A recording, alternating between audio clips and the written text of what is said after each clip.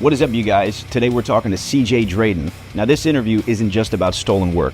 It's about the fight for creative integrity. Draden's story is one that every artist needs to hear. The views and opinions expressed in this video here today are solely those of the artist and do not necessarily reflect the views of Feather and Bone. We're simply providing a platform for their story, and we're not responsible for any of the claims or statements made here.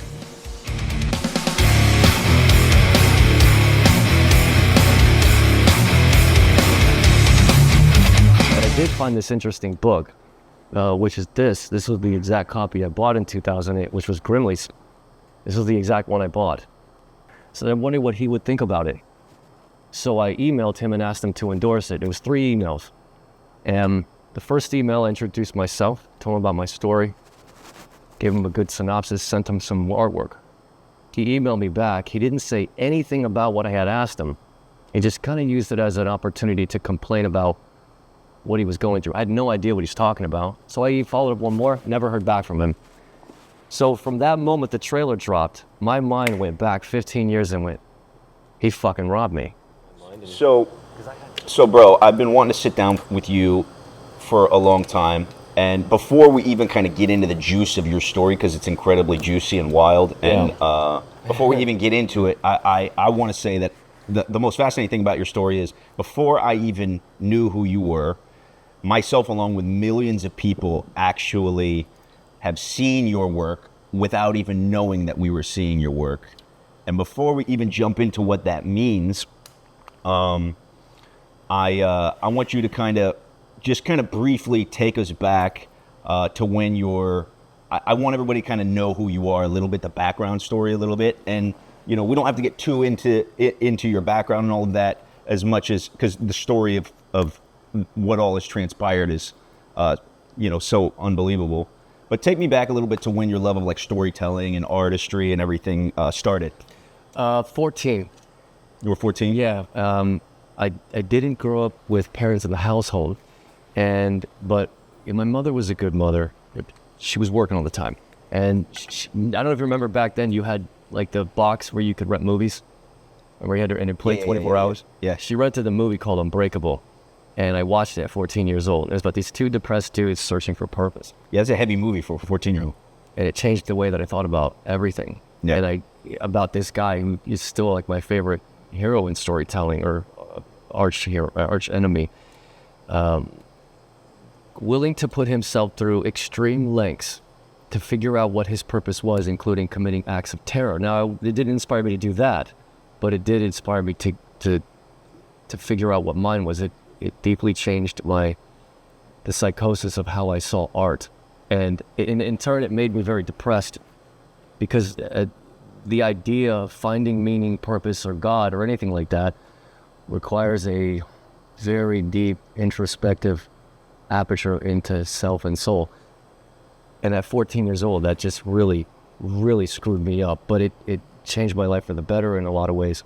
So yeah, it's kind of a weird saying, because I got made fun of it, but M. Night Shyamalan, his movie Unbreakable, it just changed everything away. It's all about life and art. I mean, that's a heavy movie for you to see as a kid. So I'll defend him to this day, even. Yeah. Oh, absolutely. Wow. That's wild. So your artistry is very distinctive. I mean, I originally when we first met, I saw you at a tattoo expo, and your paintings and your style were so distinctly you. And so original.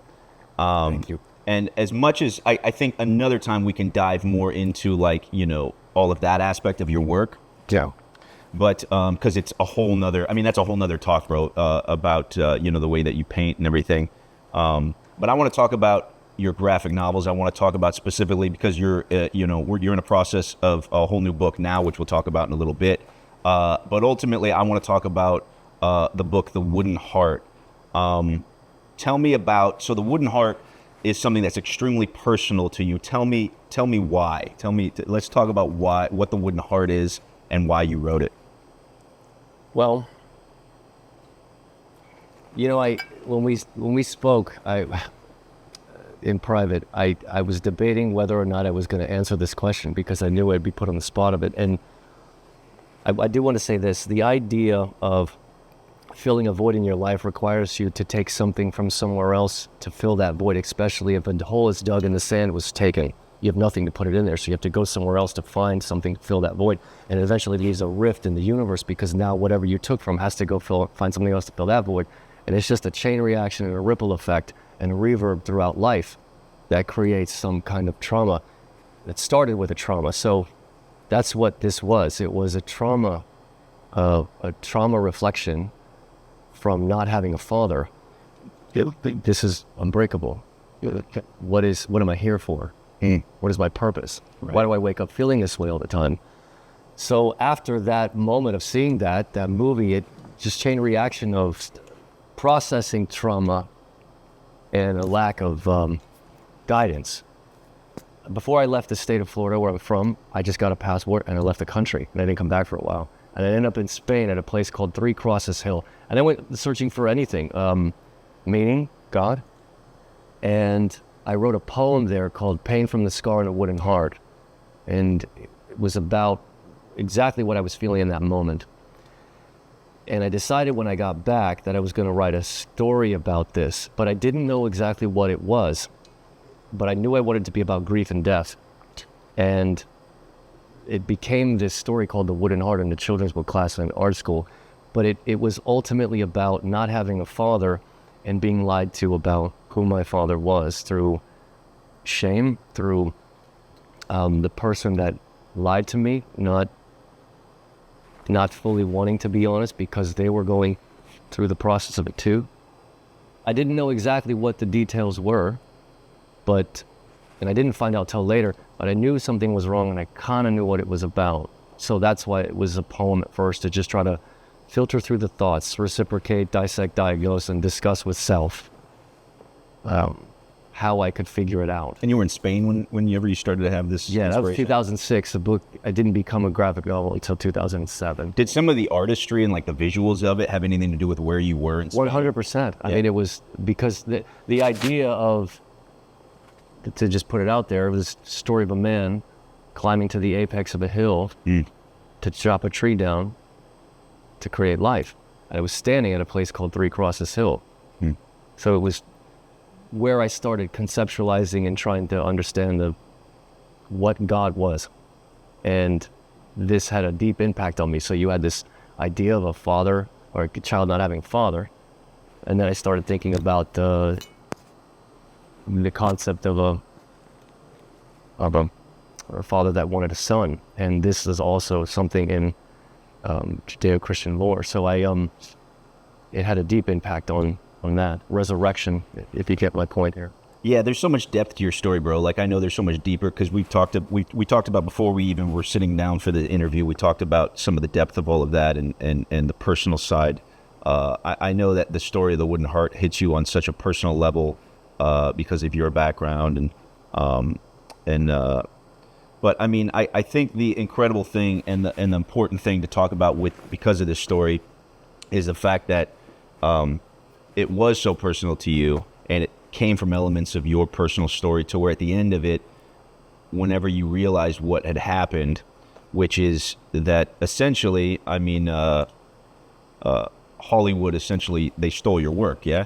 And they stole so many elements of it that had basically built this movie that I saw independently before I even knew you. And it was to me, I thought it was really beautiful and poetic, this movie. And the most important elements of it were the elements that were your elements, which is concept, which is my entire book. So tell me, like, what was your first like knee-jerk reaction when you saw elements of the Wooden Heart in the movie? Like, did it feel surreal? Like, tell me about what was the experience when that first happened? Well, before, there's so much stuff that led up to this moment. Let me tell you the exact moment where I last felt okay with everything in life, when I still kind of believed in the fantasy of all this, where hope hadn't fully gone out. I was at a show. This was in 2002, before the trailer dropped. My life got completely destroyed from COVID. I lost the bar, my gallery, but I started doing shows again. I was still in pretty good shape. I wasn't smoking, I wasn't drinking, I wasn't doing any of that. I still had this focus. You're going to go out there. You did it at 20 years old. You could do it again. And I did a show in Miami, SuperCon, and I was driving back with my dogs in the truck. And I looked at them and I said, you know, this is all fucked. But you still got your book.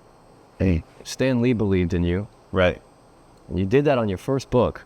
You could do it again. A week later, that trailer dropped. Right. That was like the last thing that's when I was like, I just said to myself, I still had this thing, and I was gone.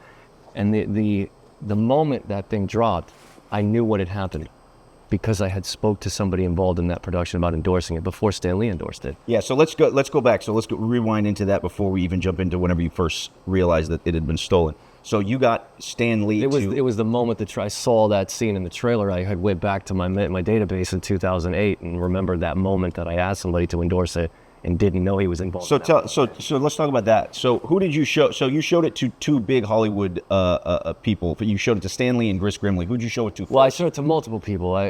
Because I was talking with Clive Barker at one point about working with him in 2011. And he liked my stuff, and we wanted to do an animation, and I asked him to endorse it over email. But the chain of events was, wrote the poem in 2006, wrote the book in 2007. The first person that I asked to endorse it was a really popular and really amazing illustrator, James Gurney, who did endorse it in 2007 because he did a presentation at Ringling when I was still a student after the book was written.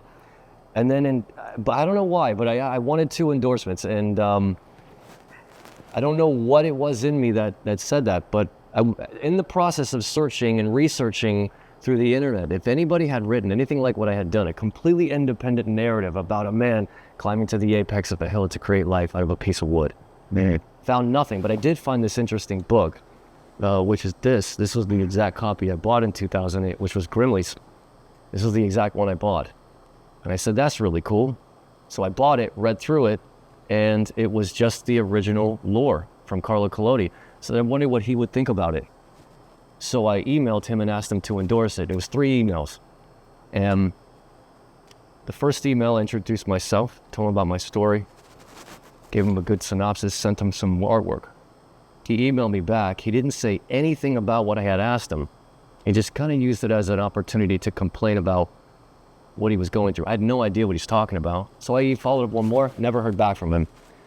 So from that moment the trailer dropped, my mind went back 15 years and went, he fucking robbed me. Because I had no idea at that time. It was just dumb luck that I reached out to that one person. And you were young at that. I mean, I was 22 years old. Yeah, you were in your 20s, man. And the crazy thing is like, you know, when I went into the art world at that time, you know, I was in unbreakable mode, thinking that whole entire scene was people like me hell-bent on finding meaning and purpose. You know, like a creative safe haven for people to share thoughts. I had no idea the absolute malevolence and malintent involved in it. You didn't know that there were actually, you were pretty, you were kind of naive as an independent artist kind of thing. Wet behind the ears, 100%. Right. But again, how would you know? Like I had just gotten out of college. Right. And you would expect that your creativity would be like appreciated by other creatives and that they would be like, oh, this kid, you know, and that kind of thing. And that's what you'd expect. Yeah, especially I because wasn't thinking in terms of vanity and idolization, if that's what you mean. 100%. Oh, you weren't. Okay. I weren't. But, you know, reaching out to somebody that was already deep ingrained in that world, to a 22-year-old kid before the internet was today, no Instagram, none of that shit. Why wouldn't they have thought they could have gotten away with it? So how long from meeting or how long from you know, that experience with Grimley between meeting Stan Lee and getting his endorsement person, and how did that make you feel? Around 2008, 2009, around that fourth quarter, going into the new year, I met Stan Lee in 2012 at a show in Philadelphia, which was absolutely amazing. So 4 years later, you meet Stan Lee. Yeah. And he endorses the book, and he's all into it and everything. And I mean, you had this. Oh, it was, you know, I don't get starstruck too often, but I did kiss him on the face. Yeah, I was just like, this is Stan the man. Like, and he's here with me, and I turned around. I went to grab a beer, and my friend's like, dude, turn around. And I turn around, and there's Stan Lee, and he pushed up his glasses. I heard you had some really good stuff, and that classic Stan Lee, you know, decorum. Yeah. And I just hugged him and kissed him. I was like, what awesome. What the hell do you want with me? Yeah. He's like, I just wanted to see it. I was like, dude, look at this. I wanted to show you this, this, and this. Would you endorse this? Like, hell yeah.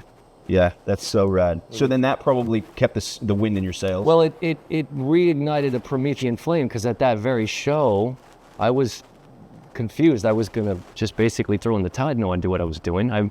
Again, this is you're in the throes of deep melancholy about what all this means to you, and the only thing that I found any kind of solace, or I guess you could say a voyage into some ethereal plane to figure out what I was doing here, was art. But at the same time, throughout my entire life, I kept being told that this wasn't a plausible outcome for a trajectory of life. Yeah. So meeting him at that exact moment was like just fate, and having him endorse my first book of something that was so personal, it just meant the world to me. Yeah. Especially because I was so ashamed of it when I published it. It wasn't something that I was able to look at. I didn't even look at it until this day. I sold it, I shipped it, I took it to every show, but it wasn't something that I was very proud to look at. I never submitted to an award ceremony. I never submitted to a comic book industry publisher. I just did it for me, and I was okay with that, because I felt if I could just relinquish this from myself and put it in something that would serve as a totem to sit over here, I would feel better about it. And it did help until this. And that's the whole irony about this. Bro, so I want to take Sorry it back. I get long-winded. No, man, it's awesome. And you actually, you're poetic in how you speak, which is one of the things that I love about you. So, bro, Thank you. You know, whenever so I had seen Guillermo del Toro's Pinocchio independently of knowing you. I met you. After we met, I saw elements of your story online that you had kind of posted about. Sure. And how I saw the direct images, which we're going to show right now. Sure. I saw the imagery, and I was shocked because, like I said, I saw that movie multiple times, before I even knew you, and then watched it again after I met you. Can you kind of break down exactly like what parts, what parts of your story, which ultimately became, like we said, the lifeblood of that film. The evidence to me is so incredibly compelling. Can you break down like what the images were that were immediately stuck out to you that you were like, holy, Well, if you just look through the first 15 pages of the book, it's uncanny. Yeah, exactly. Yeah, side by side. But if you think about the nature of the story I wrote, it all takes place in one scene. And in the process book, I wrote an entire story after that scene. But as I was, and I don't even know how I had the conscientiousness to make this creative decision at such a young age, because I was such a novice at storytelling. But I made this incredible decision to just say, fuck the ending of this book. It was all about this scene. So I cut it all out, stretched out it, beginning at this, it starts with a man climbing up the hill to chop a tree down where his dead family's buried to build a child. And it's going to end at that moment where he has this moment of conception where he chops the tree down and builds the child, because that's the only story I wanted to tell, why it was made. Right. And then in between that, it was a visceral, cerebral journey through the stages of grief. Yeah. So as you start it and as you end it, you're kind of going through an abstract voyage through this mindset of what it means to decay into madness. Yeah. And believe that you're going to create life out of a tree. Yeah, which is interesting because So when you look at the film, they don't, in film, you got to show motion and sound. So right. You can't really go internal. It's a very specific kind of storytelling. It's visual. So all they showed you was the grief and the tree scene. So if you just... And yet that's still the meat. The whole scene is my book. Yeah. They didn't go in the 1,000%. So that's the most emotional part of the whole film. It's the best part of the whole film. That's the whole thing. Yeah. It's and I'm not saying that to be it's some kind of like arrogant human being, but it's like it's the yeast in the bread of the film itself. It's what makes it, what it is. And that's what's so mind-blowing, about this. So, like, whenever this happened, bro, did anybody in the industry, like, did anybody point out the similarities? Were you the first one to see it? You said you saw the trailer. I lost my mind. Yeah. Yeah. Yeah. Did anybody before you? It's really affected you deeply emotionally, bro. If it was just something I wrote, just like an industry project, right? But it's so personal. I don't give a damn. But I wrote this because I didn't know who my dad was.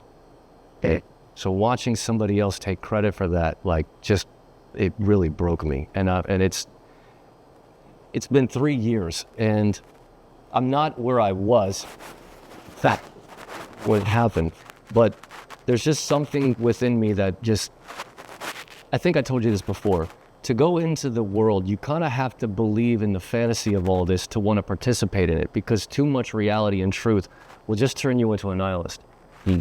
And where I'm at right now, because of this, in spite of this, is trying to find something to make me believe in all this again. It's not because of fear of truth, it's because of being able to see through the code in the matrix.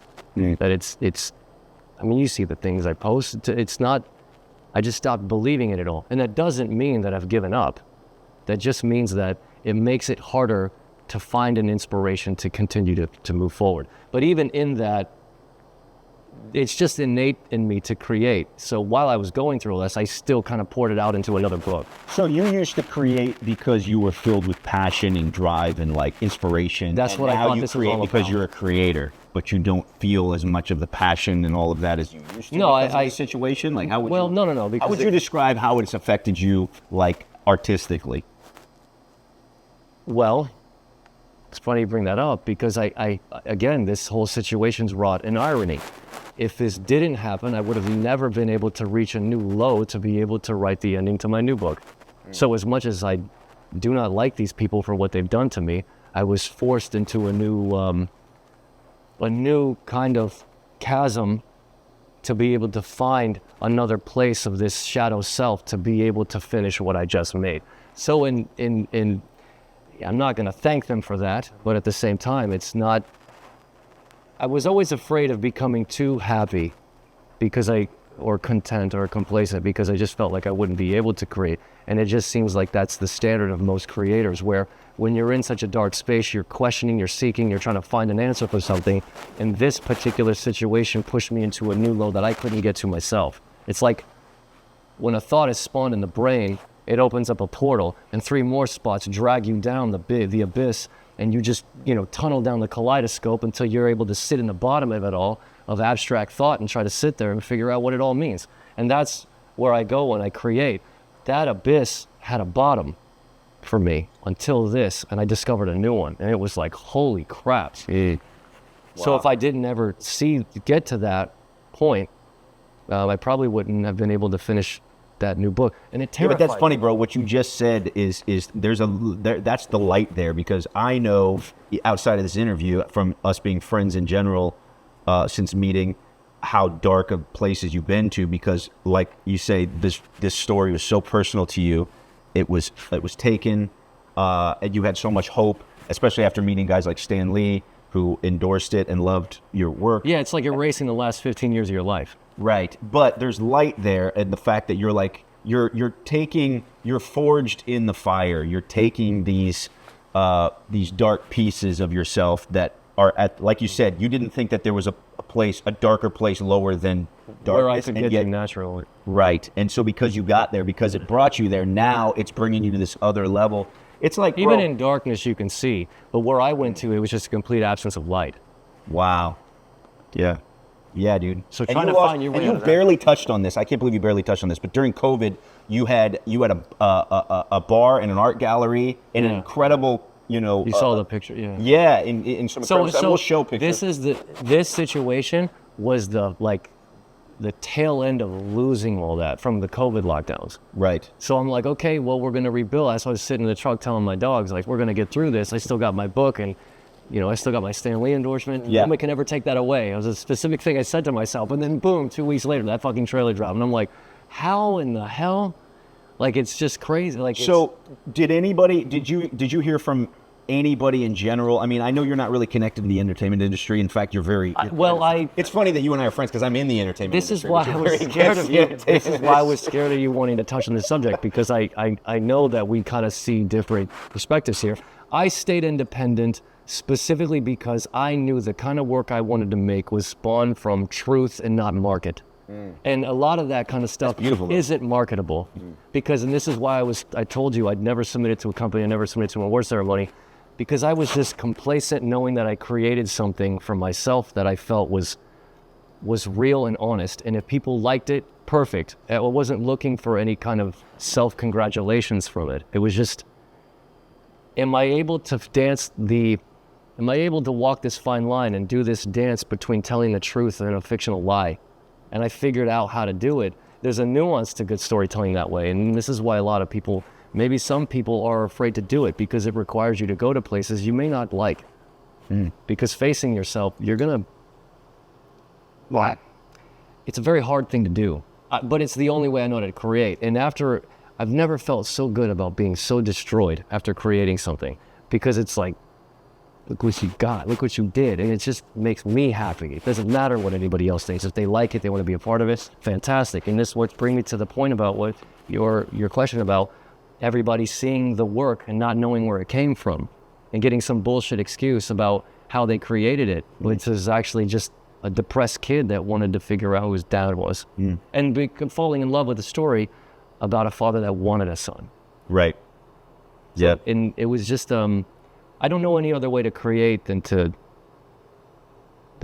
go to those places. I don't even think I could do it. I just couldn't get a busy work assignment from a company. Right. And it's just not real to me. And Yeah. that isn't that the point of why we do this? Right. Yeah. Bro, I think the thing that's so fascinating about your story too isn't just the... It's aggravating. Sorry. Yeah, no, I get it. I know you want to express that for sure. I get it. I think one of the things that's really fascinating about your story is so many of these stories that we're telling with Feather and Bone is about artists, taking broken pieces and turning it into light, making beauty from ashes, using their pain and turning it into fuel for their craft, essentially. Yeah. And I think one of the interesting things about you is that your story is still ongoing. I mean, I think the thing that's really mind-blowing about this whole story is that it's still ongoing, and you're because you're so independent and you're so underground by choice, which again, thank you for talking about it, because I know that you choose to be away from all of that. I'm pretty open about it on my Instagram. You're open about it. You're open about it, but it's very vulgar. You really choose. I to never stay. used to be that like overt, You haven't visceral fucking hate. Like, it never used to be that way until this. I had a choice to say it, and I respected those artists. But you didn't go to like TV networks or journalists and be like, look at this imagery that we're telling your story now and talking about it, and showing the imagery that, like you said, is so blatantly obvious that it's like side by side screen grabs of your. Well, no one would touch it anyway. I mean, you're talking about the emperor, right? And the Praetorian Guard of white-collar criminals that would just do anything to protect that. I mean, who the hell is going to believe me or listen to me in that? I had to just accept what reality is. Yeah. Do you know what I mean? Yeah. So but I did have moments of that. Like, I had this really cool spot with Whoopi Goldberg.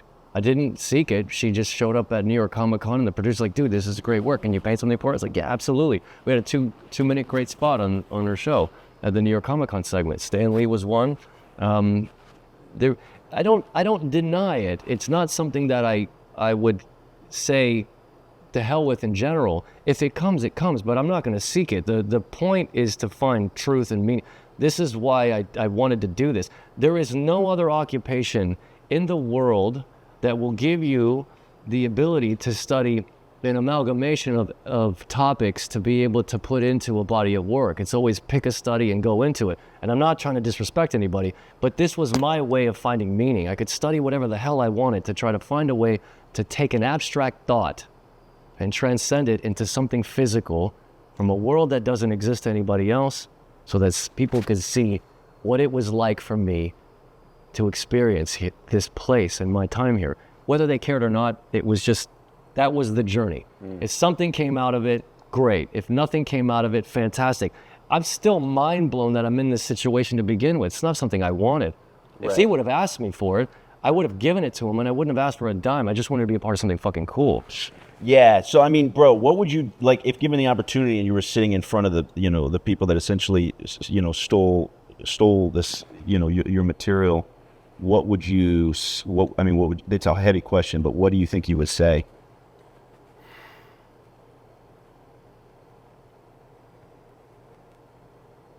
Start with this. When the movie came out, I went to the movie theater to see it. And it was just by chance. As I walked in, I was the only person in there. Crazy, right? Yeah, that's crazy. Nobody was in there but me. So I had this entire movie theater to just watch this thing by myself. And I'm just waiting for this. And you could see it build up, and you could see it build up, and you could see it build up. And as it starts to progress, I'm watching this thing, and I just started crying. I'm like, you did a good job. Yeah. Wow. That's all I'd say. Yeah. Good work. You'd say you did a good job. Wow. Bro, that's hardcore. It wasn't. That's more hardcore than you getting angry. I was just like, it wouldn't be in the style that I would choose. My stuff is a little bit more macabre. Right. But I understand, you gotta, it's kind of a children's thing. You gotta do all this stuff. But yeah, man, I mean, it was. Yeah.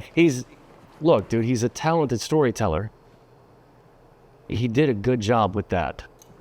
Yeah. I just wish they asked me for it. Yep, bro. That's I think that's actually really amazing that's where your headspace will go, because I know the ups and downs of your emotions. And I'm not proud of the way I handle this on social media at all, but I don't think that there's any kind of book or therapy or anybody else that could guide you through how to psychologically or emotionally cope with something like this. And I'm definitely different after this. This is not the kind of person I used to be. Bro, you were intellectually molested. So ultimately, I say psychologically raped. Psychologically raped is the same. I mean, that's heavy. I mean, that's yeah, that's what it feels like. Look, I don't know what it would like for a person to be abused in that way physically, man or woman. But well, you don't know until this kind of thing happens. Yes, or how to deal with it. Trauma's trauma. Yeah. And everybody experiences it differently. It kind of gets overlooked, like the psychological side of it. But, I mean, again, I just don't think anybody could truly understand what it's like to go through something like this until they do it. So I'm not ashamed of how I've handled myself, but I'm also not proud of it, especially when you get threatened to go away. Yeah. But that's another beautiful thing about your story, about you kind of rising from the ashes with all this, man, is the fact that you have the strength to sit here, wake up early, and talk about, or an artist like you maybe stayed up all night. I'm a night guy. Yeah. I just showed up. I haven't slept at all. Yeah, see, that's what I'm saying. But so for you to do that, despite all of this, you're still creating. You still have something in the pipeline right now. Can you talk to me a little bit about Florida Man? Yeah, I'd love to. It's funny, after all this, I was just hoping you asked that question. Yeah. Because this was written through this process. I mean, it started in 2020. I kind of wrapped it up in 2024, but like I said, I sank to a place where light doesn't exist, and the work is indicative of that. And I look at the book and I go through it, all five pieces of it, it's like this is the work of a deeply unhealthy human being. It's not who I'm going to end up being, but I'm glad I captured this screenshot of where I was. It's part of your story. Because I'm not there anymore. And if I didn't have this mental fortitude to get up and write every day, this is what I was telling you, like the Promethean flame was dying. This wasn't a death blow. It was it was dealt a life critical hit. I bet you've come a long way saying it wasn't a death blow. Because I bet you used to think it was a death blow. Yeah, but I look back on it thinking, but I still forced myself to get up, take care of the dogs after everything I had lost, forced myself to get up and write. I sat at a coffee shop 6 hours a day writing this damn book. It's awesome. And because it was all I had, it was all I felt I had. It was just awesome. Me penning my thoughts. And I'm a big reader. I love to read. So I must have spent thousands of dollars at this coffee shop. I was probably their best customer for 3 years. They're probably regretting I'm not there anymore. So so this book, it's just a portrait of a lot of different things. And I mentioned this before about the nuance between trying to tell the truth and also give a narrative at the same time. And there's a very good. I don't like to boast, but I think I did it well. The dance between trying to tell the truth and layer a lie of fiction over it to allow a viewer to enter the work in their own way.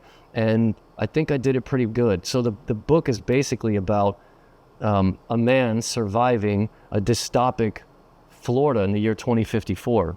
And it's not necessarily an not inordinately a political book. It's more just about the story of a man surviving a hopeless environment. not wanting to be there. And what is he living for? Trying to find something to live for, right? Like I don't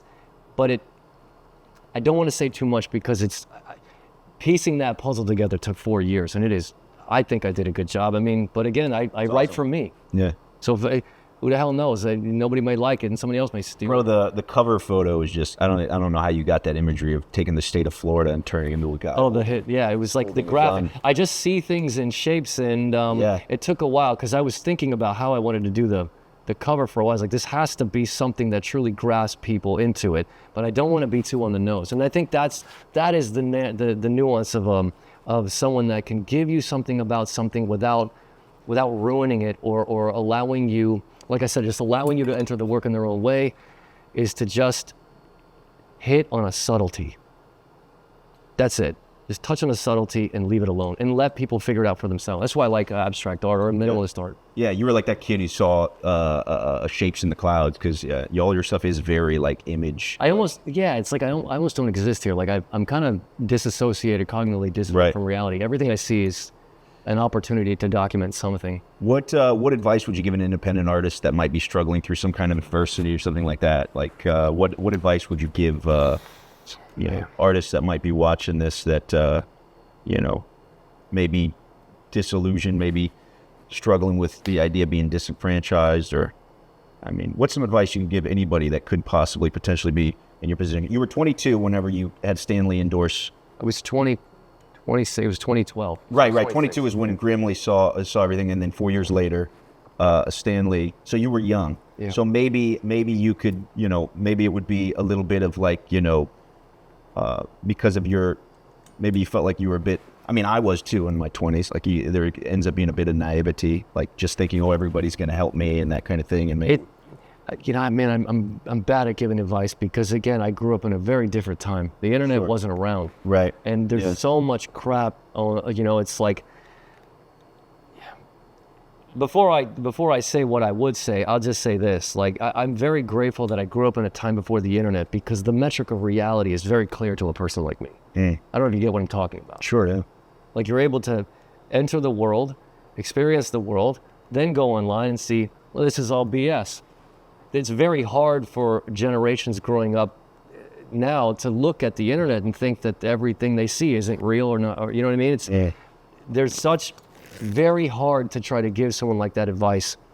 But I think something that would be universal, not just to someone that would be wanting to go into the arts, is just move through life with integrity and tell the truth. Yeah. And you'll go on the journey of a fucking lifetime, dude. I had no idea that anything, my first book endorsed by Stanley and stolen by these people, it's not why I wrote it. Right. Yeah. If you tell the truth, it's impenetrable. It's immovable and unshakable. It's indestructible. No one can take it away from you. It's unbreakable. I like that. Yeah, but it's the truth, man. It's just like there's something about telling the truth that lives forever. And it doesn't matter what it's about. But I had this feeling, and I wanted to tell you this because I know, we're believers. Yeah. Someone asked me recently, do I believe in God? And I said, yes. I said, do you believe in God is in control of all this? And he's a passenger, in my car, just a passenger friend of mine. I said, you think God's going to stop the brake pedal from me hitting stop the red light, hit the brake pedal? Then no. But my definition of this idea is that telling the truth, you're allowing that universal knowledge to get to know you. And if you tell the truth and move through life with integrity, it's going to come around. And it's going to reveal to you something that you would have never thought you would have got the truth from. That's what this was. Wow. I was not in the position to get that information to know I was robbed. I wasn't supposed to be on the side of the coast of Florida. I wasn't supposed to have that house or that bar, but I met people through that journey, ironically, that got me that information. So I just think that telling the truth is probably the most powerful thing you could do. And it saves other people from experiencing some kind of trauma. I think a lot of people will relate to that watching this too, man. Your honesty and your transparency is beautiful, and I respect that. I think a lot of people respect that. How can people support you right now? Like, what would you say? You want people to kind of maybe have people get eyes on your book, your new book coming out? I mean, the Wooden Heart's still available, right? I mean, if you want to, you could. I would just, yeah, I hate, it's not, It's because you don't feel like you need to ask people for help or anything like that. My position. But part of this is I want people to be able to support you. Dude, I don't know why people have supported my art these years. I have no idea how. Because people get moved by it. Your art, you've been, as an artist, you've created for you, but your art affects people, and then you are independent of that art at that point. I've never been the type of guy to try to sell something, and I'll tell you why, real quick. People know, like if you're trying to sell them, and people know if you're full of shit, and if people know if you're telling the truth. And I always let people decide for themselves consciously and emotionally to be a part of the journey if they want to. So if people come up to me at a show, I just speak to them with respect and with passion, and they decide for themselves. So, I mean, if you want to, you can check out my Instagram, but at the same time, just tell the truth, man. I love that. Del Toro's Pinocchio, the whole beginning of it, and even though they told it in their way, they used your imagery, which moved me. And so that art has moved millions of people, your imagery and your creation and, your ideas, which even though you weren't credited, they moved people. And ultimately, I think that's something that's really going to help you as you move forward in all of this, is realizing because you're the type of artist that you make stuff for you, and yet you have empathy for other people, and you care so much that when I ask you something like, how can other people support you and stuff, your mind didn't even go there because you're not asking for handouts or help or any of that kind of thing. But I'm telling you right now, I don't want anybody feeling sorry for me. I understand, but I'm telling you that your art has moved people, and what you do and what you've created has moved people, and it will continue to move people. And that's the beautiful thing about your story as you keep moving forward in it, and that your story has a long way to still go, and you're in the middle of it. And just like you said, Florida Man is a book that is part of your story, but it's not your whole story. Just like The Wooden Heart is part of your story, but it's not your whole story. So, bro, I'm very grateful for you sitting down and talking about all of this. I know all of it is deeply personal. I know that this has been a difficult road for you beyond anything that you've talked about in this interview, and I hope that people will see that. And I love you, bro. I appreciate this time. Thank you. Together. And I wanted to say this about this whole thing, which is that I think I told you this before, that I was going to come into this more optimistic than the way that we first met and spoke in Ybor about doing this, and because I wanted to use this as an opportunity, because I tried to battle it. I can't battle it on their grounds. So I wanted to use this as an opportunity to just speak about it in kind and just move forward. Does it feel therapeutic? Yeah, I would say so. I've also had 3 years to deal with it, but it's just, again, man, wrought with irony, all this stuff. And we didn't get even to all of it, the details, the nuances, and the idiosyncratic things about how much irony is deeply involved in this. But we became friends around the time that this was coming to an end. So I don't think I would have been able to have this conversation a year ago. So, I mean, I appreciate it. Again, I was curious why you wanted to talk about it, but I'm very grateful that you invited me to be here. Yeah, thanks, bro. And I'm honestly, I'm glad that you liked it. Thanks, man. Again, because it's just such a personal thing. I was deeply ashamed of. It's still crazy to me that I have to live with something like this the rest of my life. It's just it's fucking bananas. It becomes a part of you, bro, and it's like a scar. It's like an emotional scar that it'll never fully heal, but it's always part of you. You know what I mean? Yeah. Like I said, it's just crazy. Like I never thought that I would be involved in something like this, and I never wanted to be. I just tried to make art that was real, and you have, bro. You have, and you touched a lot of people with it, and you'll continue to do so. So this has been great, man. Thanks for sitting down. Absolutely, dude. Thank you.